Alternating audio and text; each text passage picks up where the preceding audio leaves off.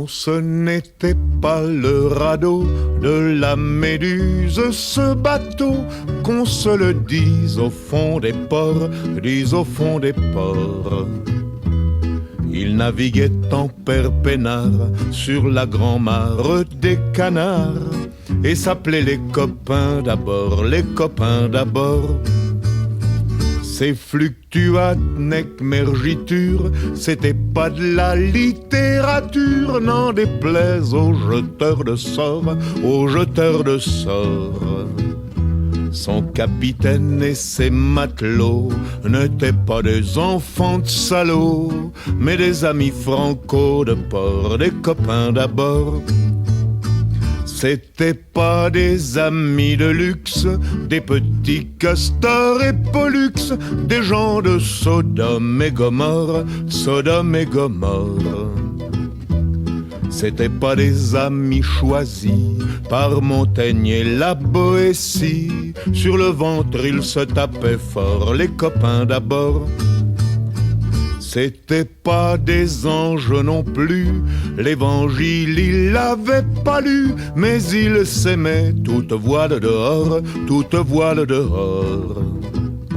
Jean-Pierre, Paul et compagnie, c'était leur seule litanie, leur credo, leur confiteor, aux copains d'abord. Au moindre coup de Trafalgar, c'est l'amitié qui prenait le quart, c'est elle qui leur montrait le nord, leur montrait le nord.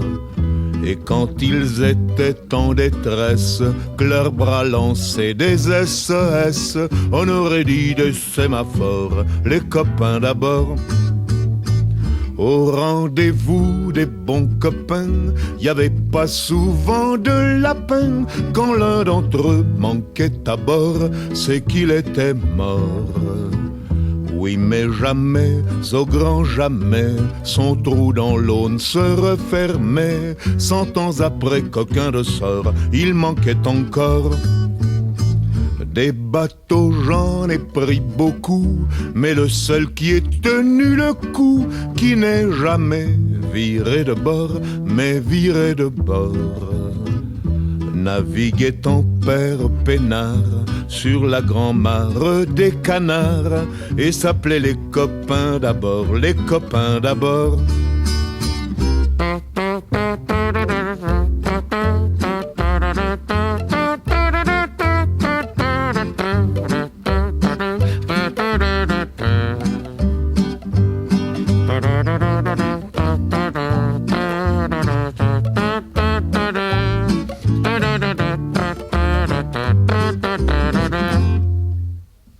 Des bateaux, j'en ai pris beaucoup, mais le seul qui ait tenu le